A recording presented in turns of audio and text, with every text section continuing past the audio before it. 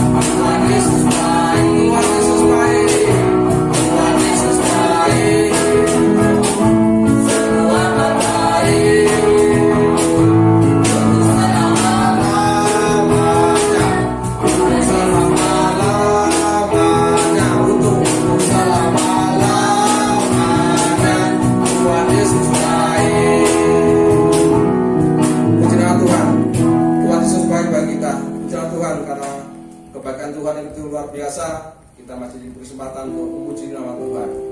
Kita akan pujian selanjutnya, siji loro telu.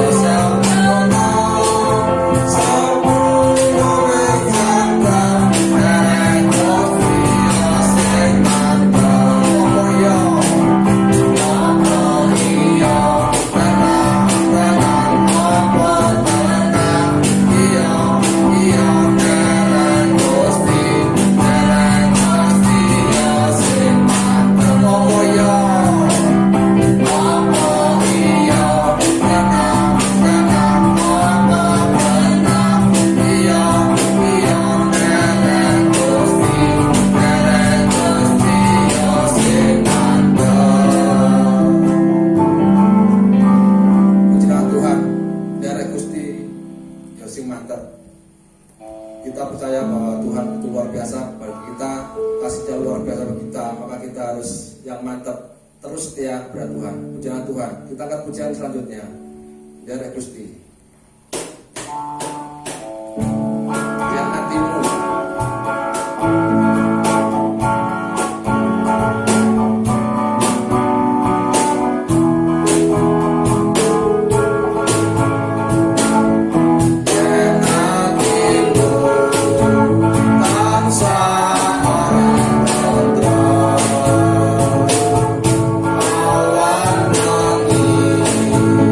Orang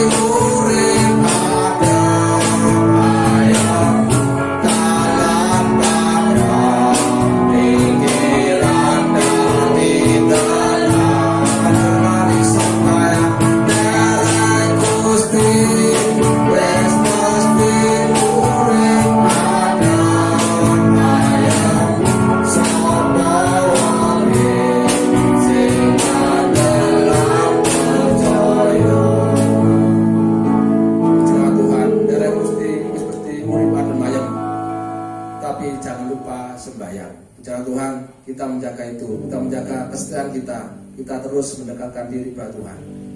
Kita angkat pujian selanjutnya, Pro Konco Podo Ilingo.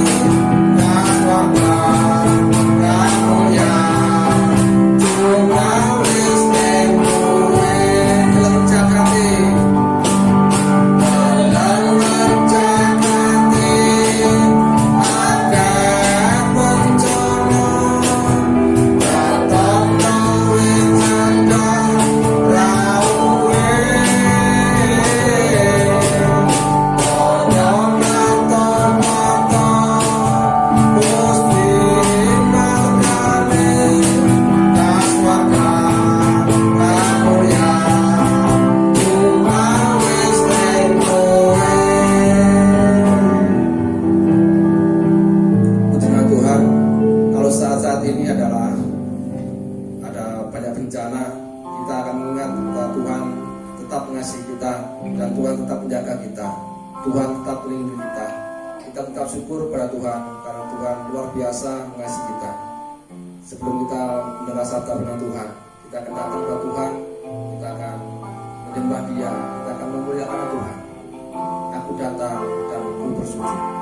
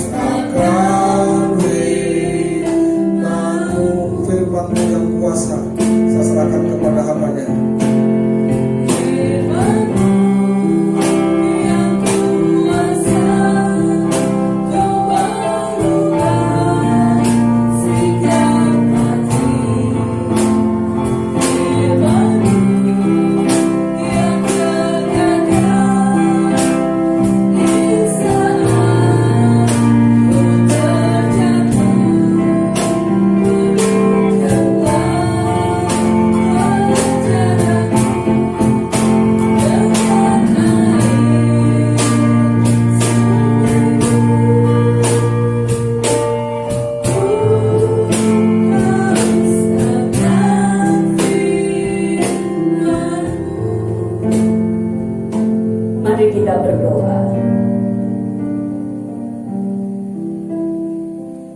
Bapa yang penuh kasih, kami sangat bersyukur untuk pagi hari ini, di mana kami dapat bersekutu bersama-sama di rumah kami masing-masing. Kami tahu Engkau hadir di tengah-tengah kami. Kami tahu Engkau bekerja di antara kami.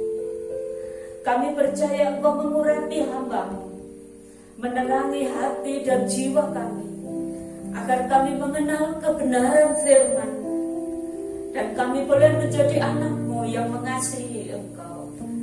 Terima kasih ya Tuhan. Terima kasih.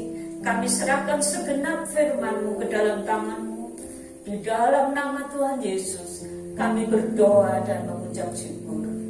Haleluya. Amin. Shalom. Puji nama Tuhan. Pagi hari ini kita boleh bertemu bersama-sama di dalam rumah masing-masing. Kita percaya Allah ada di tengah kita dan Allah sedia memberkati kita. Mari pagi hari ini kita buka Alkitab kita dalam kitab Matius pasal 24. Kita baca ayat 45 sampai dengan 51. Matius 24 ayat 45 sampai dengan 51.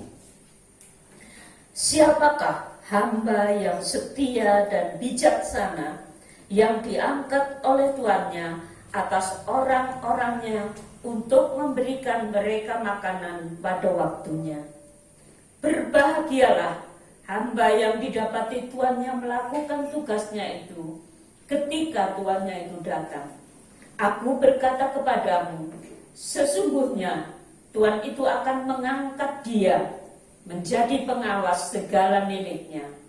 Akan tetapi, apabila hamba itu jahat dan berkata dalam hatinya, Tuanku tidak datang-datang, lalu ia mulai memukul hamba-hamba lain dan makan minum bersama pemabuk-pemabuk, maka Tuhan hamba itu akan datang pada hari yang tidak disangkanya dan pada saat yang tidak diketahuinya, dan akan membunuh dia dan membuat dia senasib dengan orang-orang munafik.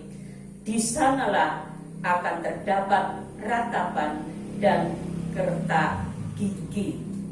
Pagi hari ini kita belajar tentang hamba yang setia dan bijaksana. Tuhan Yesus memberikan gambaran tentang berjaga-jaga sebagaimana hamba yang setia dan hamba yang tidak setia. Kata hamba di dalam bahasa Indonesia mungkin kita berpikir seperti seorang pembantu, seperti seorang yang bekerja pada orang lain. Tetapi kata hamba itu di dalam Alkitab atau pada zaman Alkitab ini, hamba itu adalah budak.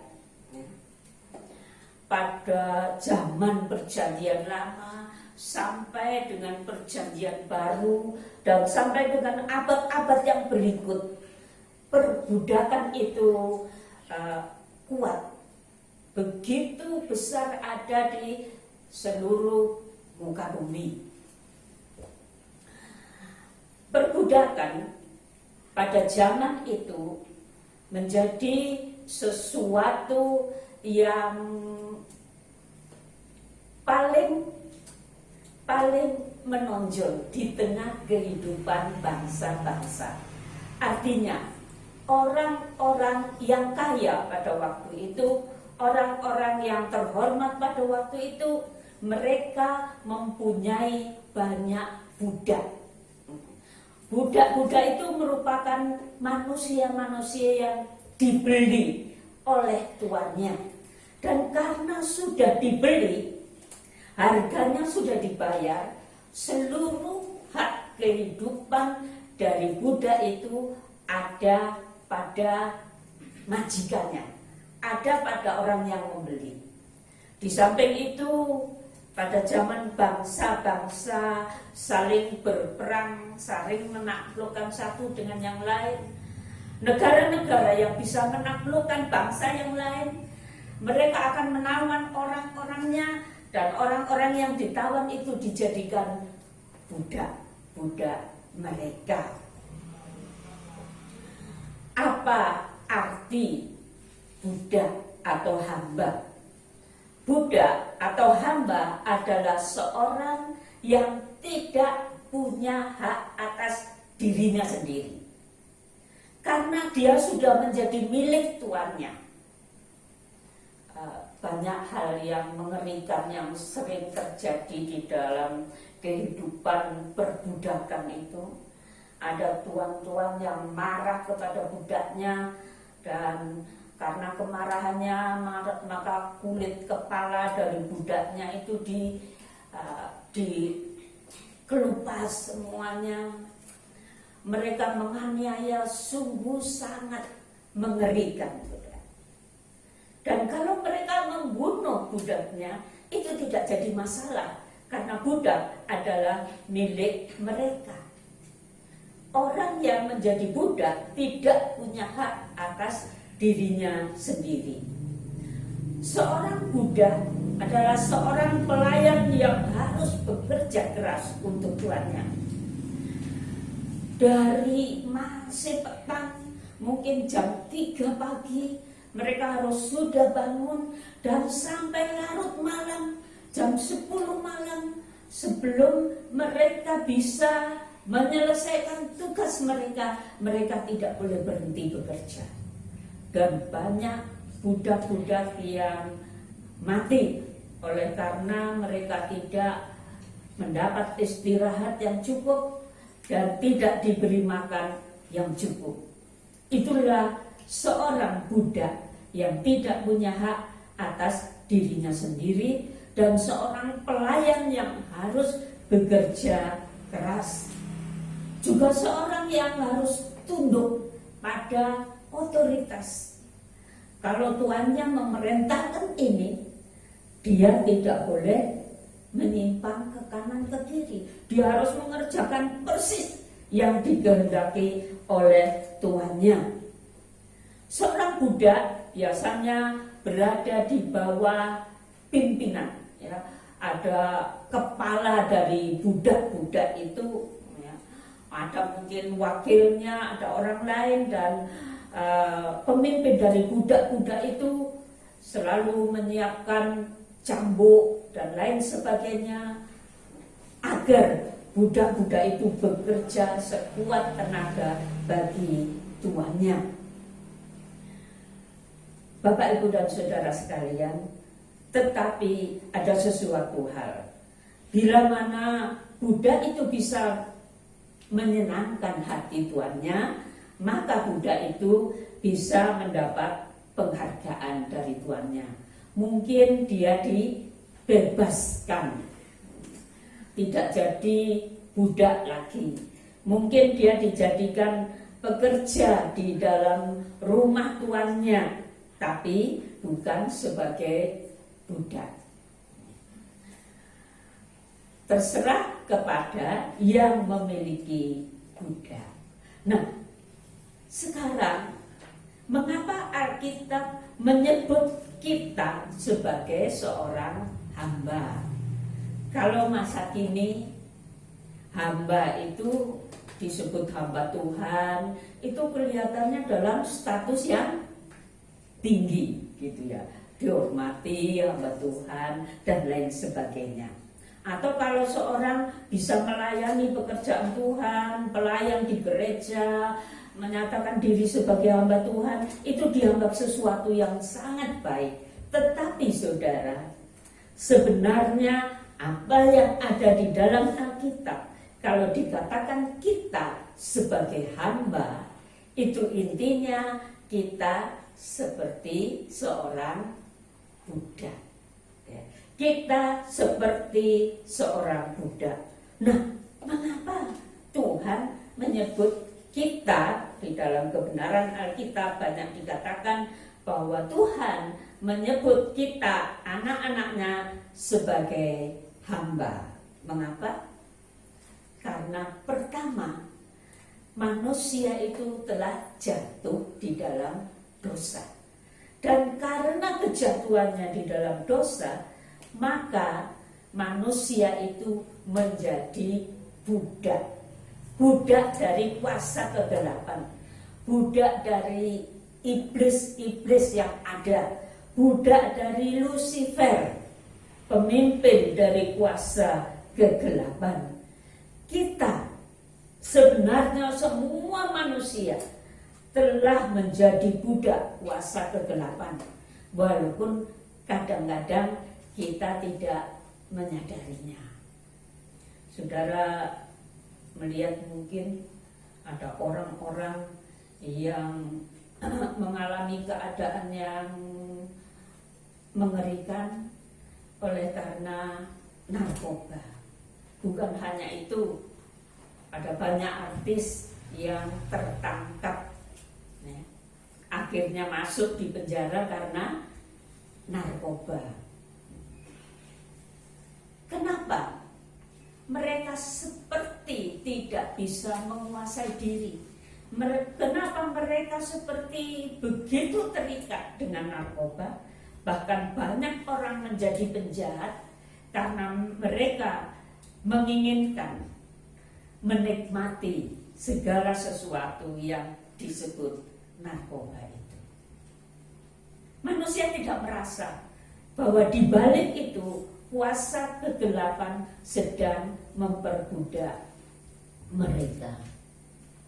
Mengapakah ada orang yang tega membunuh orang lain, menjadi penjahat, melakukan berbagai macam kejahatan terhadap manusia yang lain, hanya untuk mendapatkan beberapa banyak uang bagi hidup mereka? Mereka diperbudak oleh kuasa kegelapan. Tetapi betapa mengucap syukurnya kita, karena Kristus telah mengorbankan nyawanya.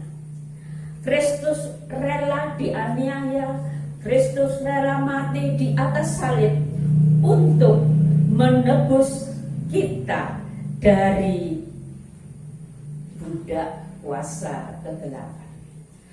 Dengan kata lain, Kristus telah membeli kita dengan darahnya, agar kita dilepaskan dari perbudakan kuasa kegelapan dan kita menjadi milik Kristus. Alkitab mengatakan orang percaya yang telah dilepaskan dari perbudakan dosa, dia menjadi hamba Kristus. Lalu kalau menjadi hamba Kristus, siapakah yang punya hak sepenuh atas diri kita? Siapa, saudara? Tentu Kristus, ya. Karena kita dilepaskan dari perbudakan dosa dan kita dijadikan hamba dari Kristus. Oleh karena itu, sebenarnya yang berhak sepenuh atas diri kita adalah Kristus Tuhan kita. Pada sisi lain, seorang hamba harus melayani tuannya. Jikalau kita hamba Kristus, setiap orang percaya punya tanggung jawab melayani Tuhan seturut kehendak Tuhan, bukan seturut kehendak dirinya. Mungkin ada yang menganggap bahwa melayani Tuhan itu hanya segala sesuatu yang diperbuat di dalam gereja, sehingga kadang-kadang dia menjadi iri kepada jemaat yang lain, melihat jemaat yang lain dipakai dan lain sebagainya, dirinya tidak. Dia menganggap bahwa melayani Tuhan itu hanya sesuatu yang ada di dalam gereja, Tetapi sebenarnya melayani Tuhan itu sangat luas. Dan siapakah yang dipanggil Tuhan untuk melayani Tuhan, saudara? Menurut saudara siapa?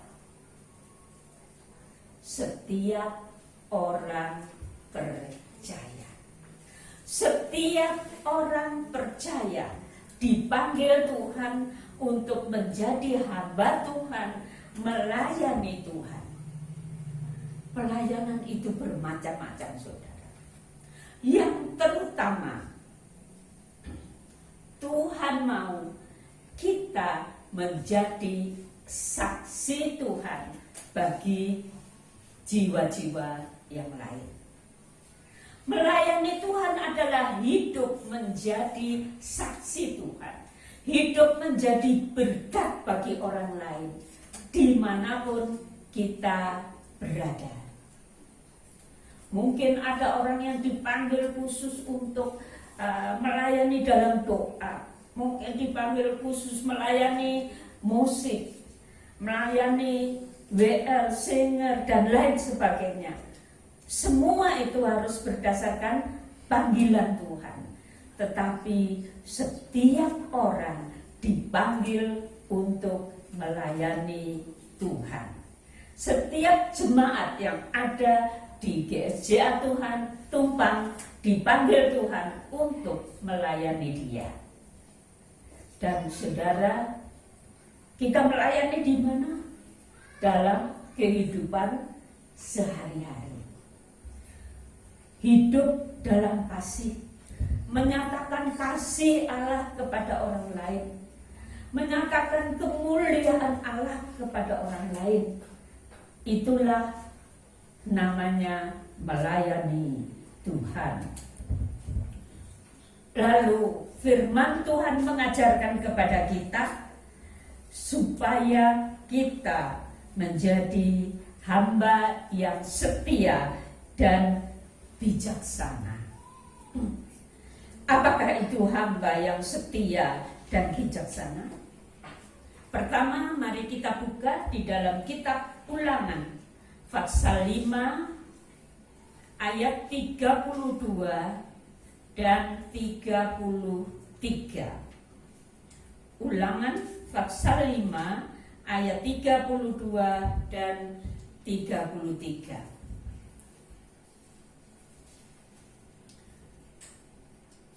Ini ayat dikatakan pada saat orang Israel berada di Gunung Horeb. Pada saat pertama firman Tuhan itu diturunkan melalui Musa kepada umat Israel. Dan apa yang dikatakan oleh firman Tuhan tentang kehidupan kita sebagai seorang hamba yang setia. Kita baca Ulangan 5 ayat 32 dan 33. Maka lakukanlah semuanya itu dengan setia, seperti yang telah diperintahkan kepadamu oleh Tuhan Allahmu. Janganlah menyimpang ke kanan atau ke kiri. Segenap jalan yang diperintahkan kepadamu oleh Tuhan Allahmu haruslah kamu jalani, supaya kamu hidup dan baik keadaanmu serta lanjut umurmu di negeri yang akan kamu duduki. Lakukanlah semuanya itu dengan setia. Lalu janganlah menyimpang ke kanan atau ke kiri. Kita gambarkan kita sedang ada di sebuah mobil. Mungkin kita sedang dalam perjalanan menuju ke Kediri misalkan, lewat Batu sana. Kita akan mendapati jalanan yang di sebelahnya ada gunung, di sebelah sana ada jurang-jurang yang dalam. kalau berjalan di sana, mobil-mobil kalau berjalan di sana, mereka harus hati-hati. Mereka harus memandang ke depan, ya. Berusaha agar tidak terjadi sesuatu, karena di depannya akan ada mobil yang lain, ya, lewat ke arah yang berlawanan. Dan kalau mereka tidak hati-hati, mungkin yang setir mobil tidak hati-hati, dia mulai memperhatikan ke kanan, ke kiri, dia mungkin menikmati pemandangan yang indah, sampai dia tidak fokus pada yang sebenarnya, bisa-bisa mereka akhirnya masuk ke dalam jurang. Dan banyak peristiwa terjadi di mana orang-orang yang melewati jalan itu masuk ke dalam jurang. Saudara, Alkitab mengatakan, janganlah kita menyimpang ke kanan atau ke kiri. Kalau kita menyimpang dari arah yang seharusnya di depan kita, maka bisa-bisa kita masuk ke dalam jurang dosa. Akhirnya membawa kepada jurang kebinasaan. Karena itu, hamba yang setia, dia tidak akan menyimpang ke kanan atau ke kiri. Dia selalu memandang ke depan, kepada Tuhan dan kehendak Tuhan. Hamba yang setia akan menempatkan Tuhan di atas segalanya. Bapak, Ibu, dan saudara sekalian, marilah lihat hidup saudara dan saya.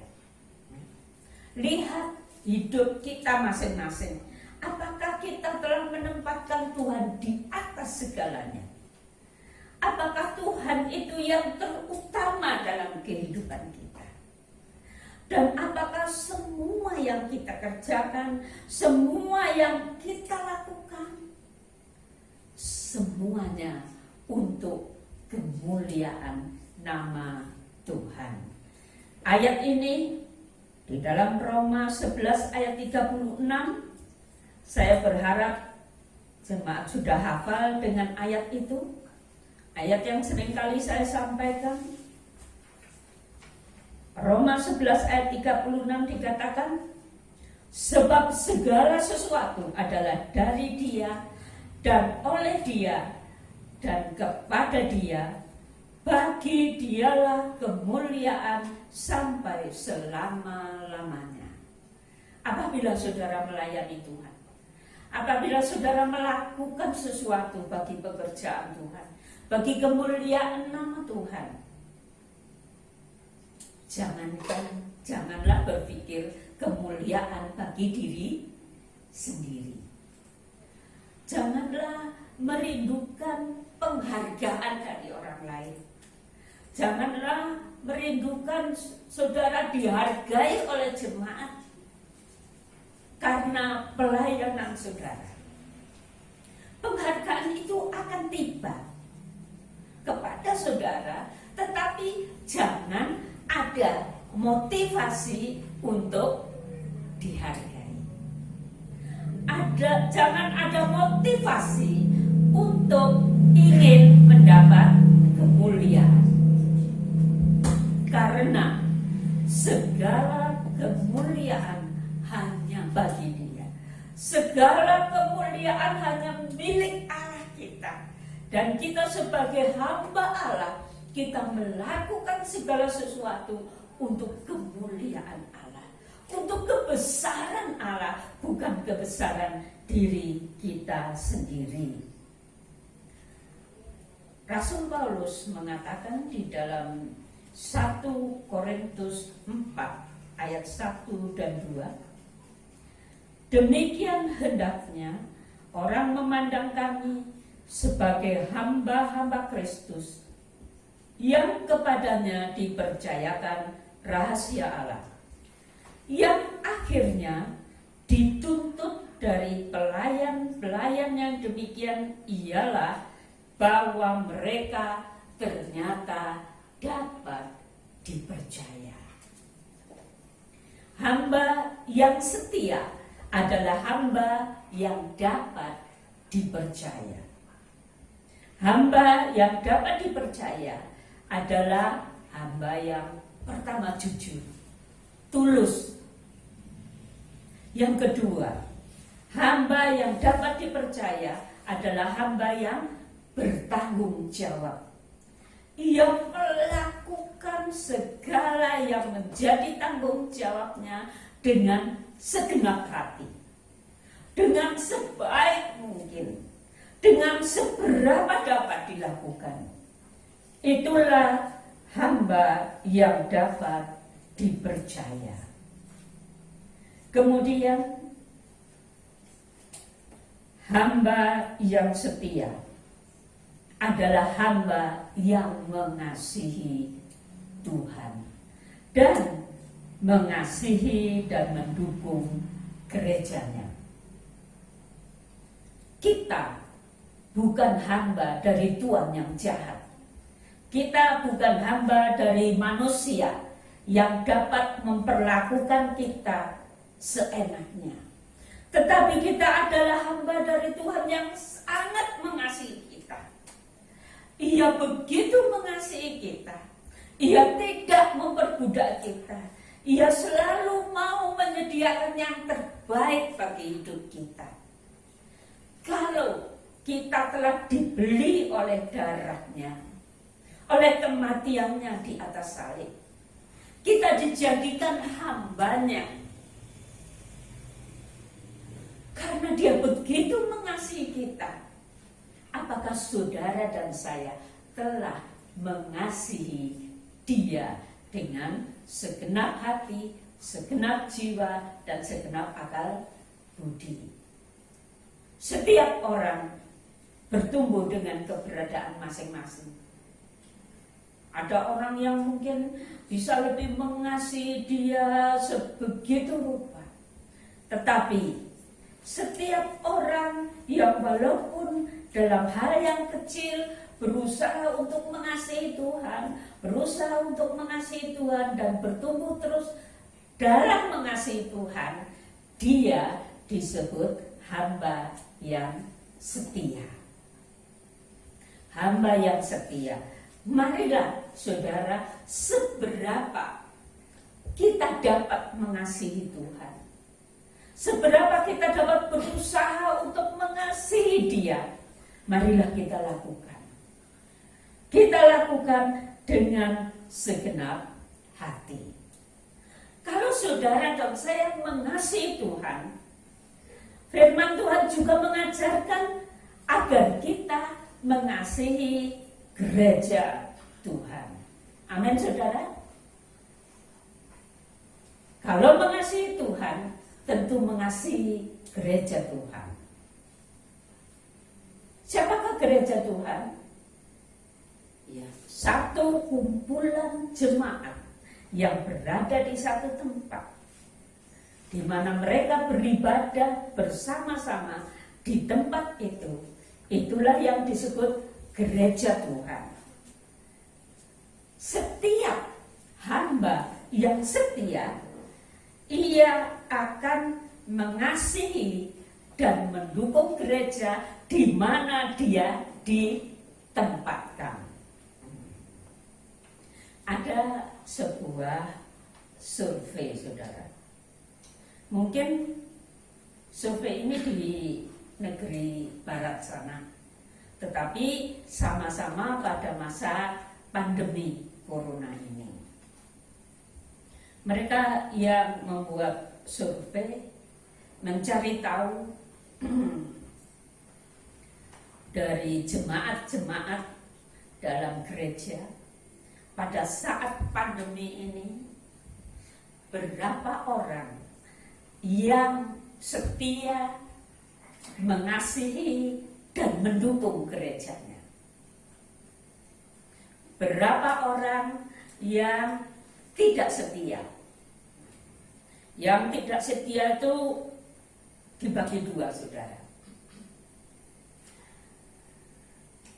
yang tidak setia, ada yang pada hari Minggu mereka sama sekali tidak beribadah. Kemudian yang lain, kalau saya tidak salah sekira-kira 40 atau 60%, maafkan saya agak lupa,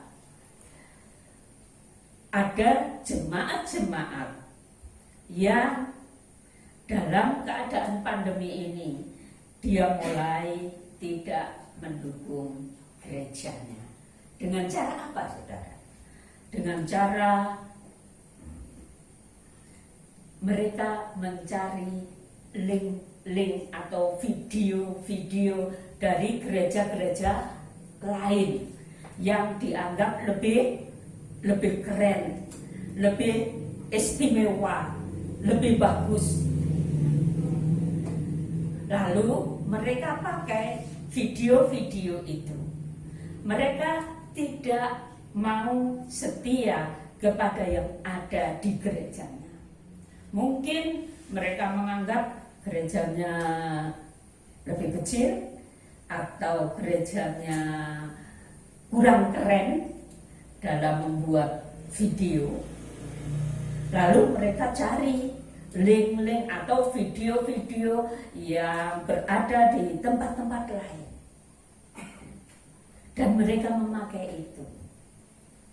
Walaupun mereka beribadah pada hari Minggu itu, tetapi ada sisi ketidaksetiaan, sebab mereka tidak menghargai gerejanya di tempat di mana orang-orang yang ada di situ, pelayan-pelayan Tuhan yang ada di situ telah melakukan sedapat mungkin, sebisa mungkin untuk menjadikan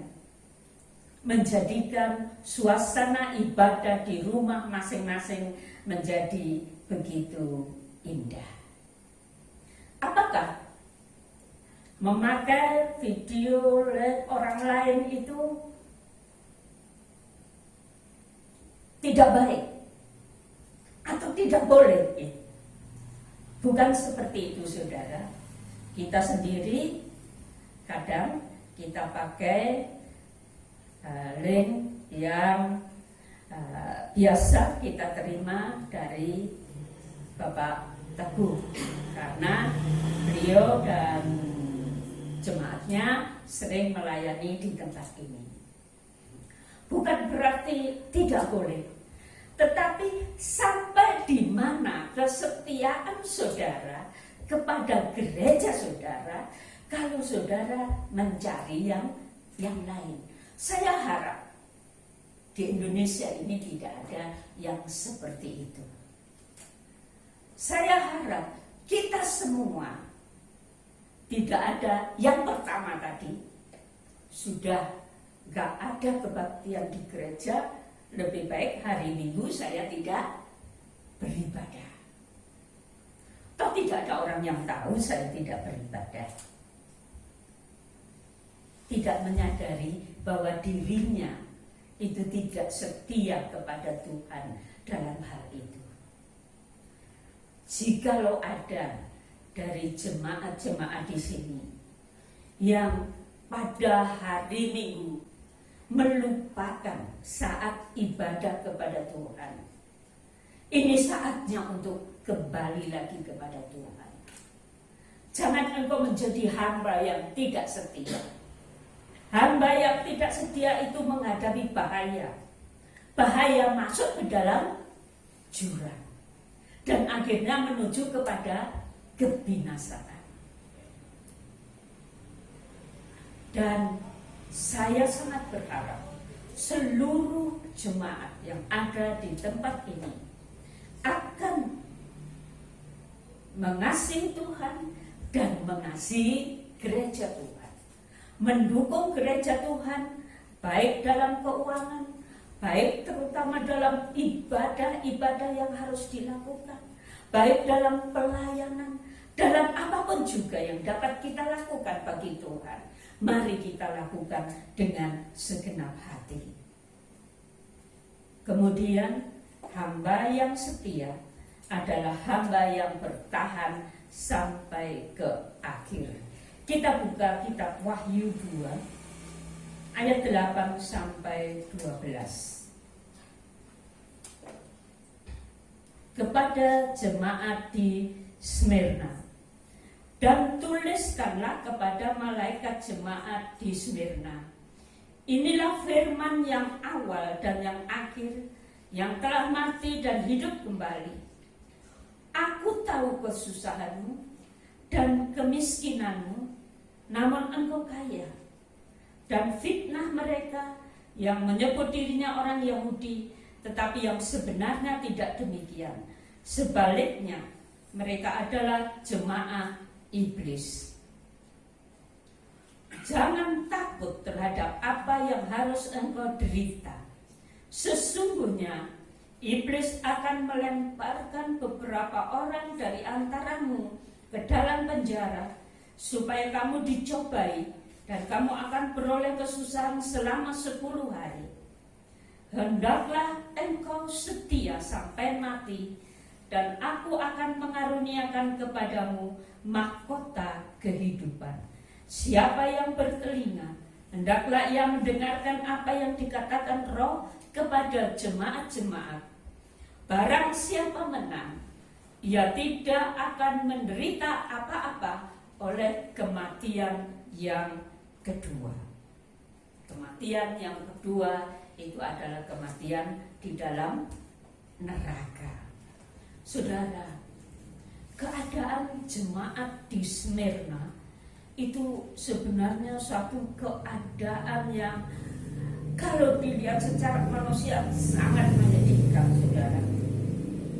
Jemaat-jemaat Yahudi yang ada di Smyrna pada waktu itu sedang menghadapi aniaya dari kekaisaran Romawi. Sehingga orang-orang Yahudi yang menjadi jemaat di Smyrna itu secara manusiawi mereka adalah orang-orang miskin. Orang-orang miskin. Tetapi Tuhan katakan, tetapi yang aku tahu kesusahanmu dan kemiskinanmu, namun engkau kaya. Tuhan menyatakan bahwa secara rohani kehidupan jemaat di Smyrna adalah kehidupan yang kaya, bukan miskin. Kemudian kita lihat Tuhan berkata, jangan takut terhadap apa yang harus engkau derita. Mereka sedang menghadapi penganiayaan. Dan Tuhan tidak melepaskan mereka dari aniaya itu. Kadang-kadang kita selalu berpikir bahwa kalau kita menjadi anak Allah, kita pasti dilepaskan dari segala penderitaan, dari segala kesulitan, dari segala pencobaan. Kita menjadi orang-orang yang pada pandemi ini semuanya orang Kristen di Indonesia tidak ada yang terkena pandemi. Apakah begitu, saudara? Tentu tidak. Allah punya maksud, Allah punya rencana kepada masing-masing. Allah punya kehendak bagi setiap orang. Demikian juga terhadap jemaat di Smyrna ini. Waktu mereka mengalami penderitaan, Tuhan datang kepada mereka, tetapi bukan untuk melindungi mereka, tetapi Tuhan berkata, jangan takut terhadap apa yang harus engkau derita. Tuhan memberi kekuatan kepada mereka menghadapi penderitaan. Jangan takut menderita, kata Tuhan. Hamba yang setia kepada Tuhan tidak takut menghadapi penderitaan. Amin. Saya berharap semua akan mengamenkan. Ingat, hamba yang setia tidak takut menghadapi penderitaan. Tidak selalu dilepaskan dari penderitaan. Tetapi Tuhan bersama-sama mereka dalam menghadapi penderitaan. Kita lihat yang lebih lagi. Sesungguhnya iblis akan melemparkan beberapa orang dari antaramu ke dalam penjara supaya kamu dicobai dan kamu akan beroleh kesusahan selama 10 hari. Tuhan mengatakan nanti iblis akan menjebloskan beberapa orang di antara kamu ke dalam penjara. Dan kalau dikatakan kesusahan 10 hari, mungkin kalau dihubungkan dengan angka dalam pandangan Yahudi, 10 itu adalah angka sempurna. Ya. Tetapi bukan sempurna yang ilahi. Lain lagi saudara. Tetapi kalau dilihat dari bagaimana orang-orang Romawi menganiaya dan memperlakukan orang-orang di dalam penjara. Jikalau mereka di penjara selama 10 hari itu, aniaya yang mereka dapatkan itu begitu ngeri, saudara. Ada yang mengatakan bahwa aniaya itu lebih berat daripada mereka yang dianiaya 1000 hari di penjara yang lain. Sungguh sangat mengerikan. Salah satunya, ini hanya salah satu bagian dari sesuatu yang mengerikan. Orang yang dipenjara di situ supaya mereka tidak bisa melarikan diri, jari-jari kakinya dipotong semua. Jari-jari kakinya dipotong.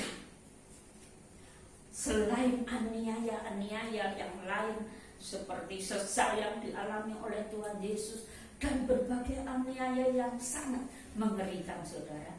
Dan setelah 10 hari dianiaya, mereka siap untuk mati dibunuh.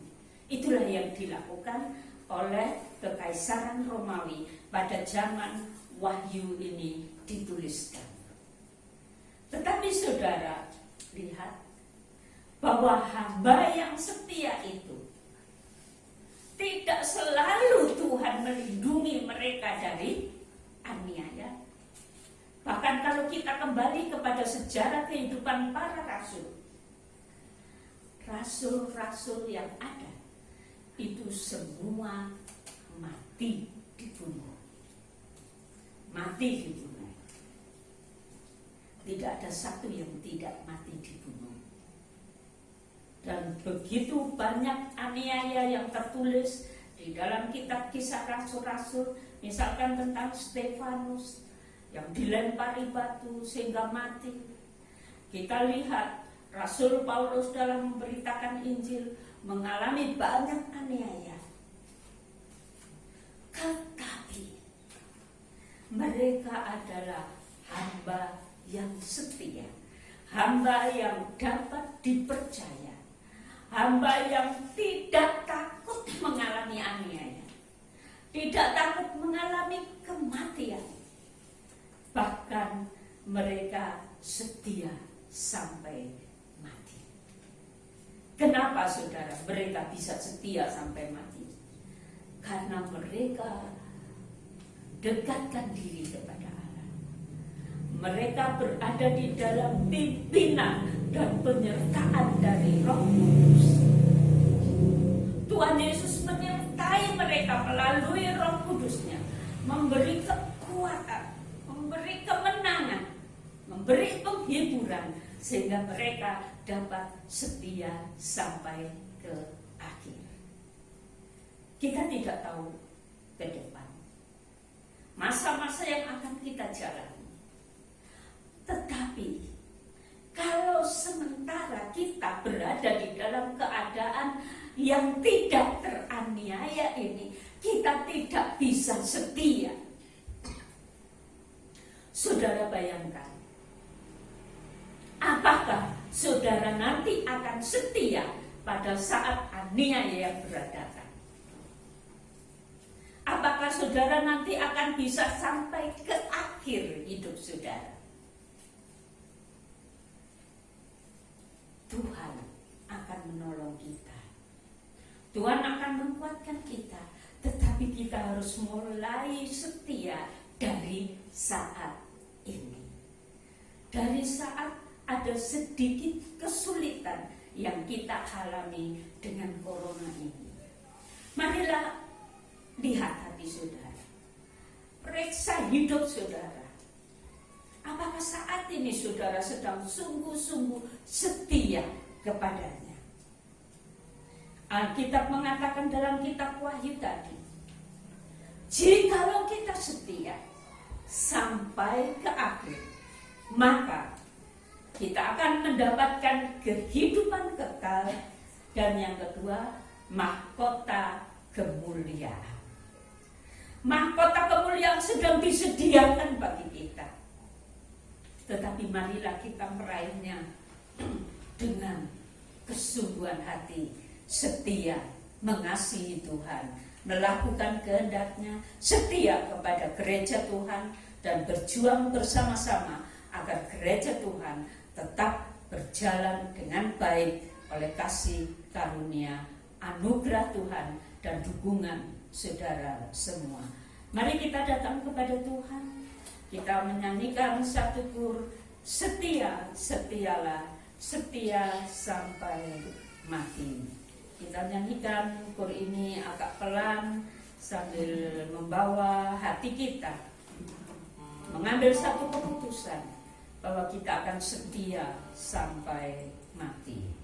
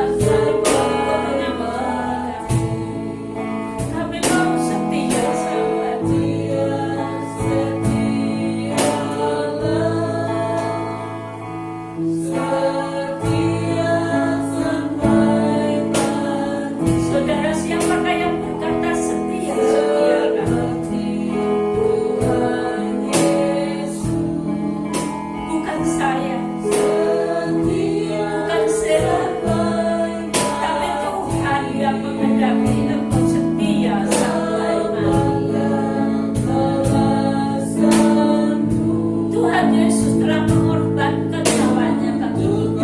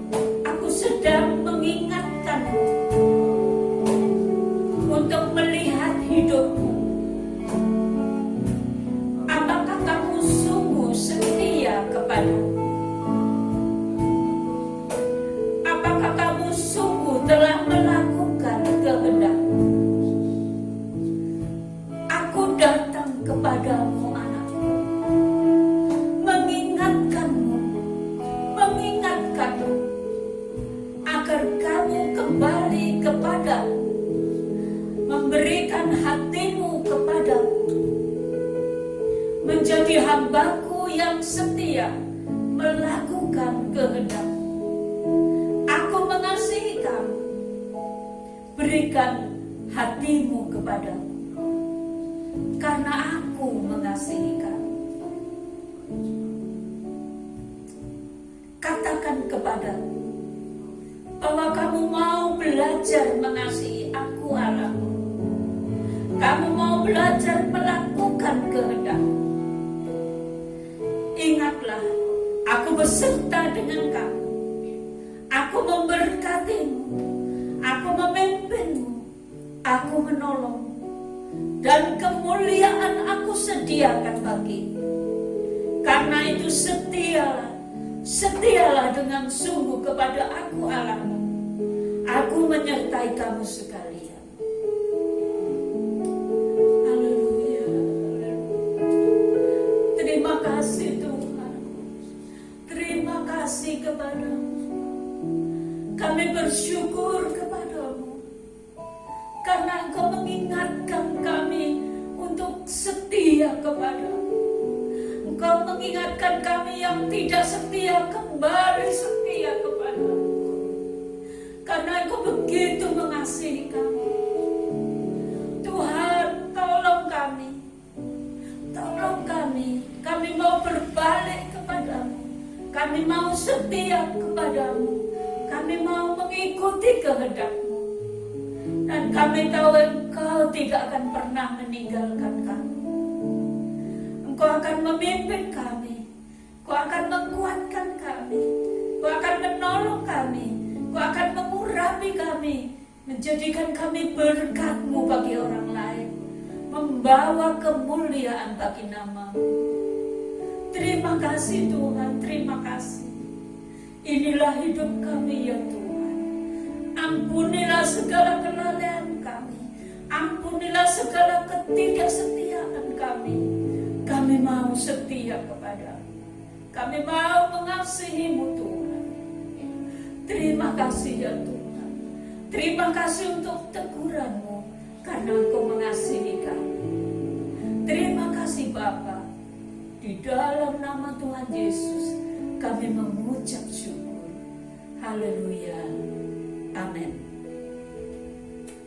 Marilah saudara, Bapak Ibu, saudara semua, angkat tanganmu di hadapan Tuhan. Terimalah berkat yang dari Dia.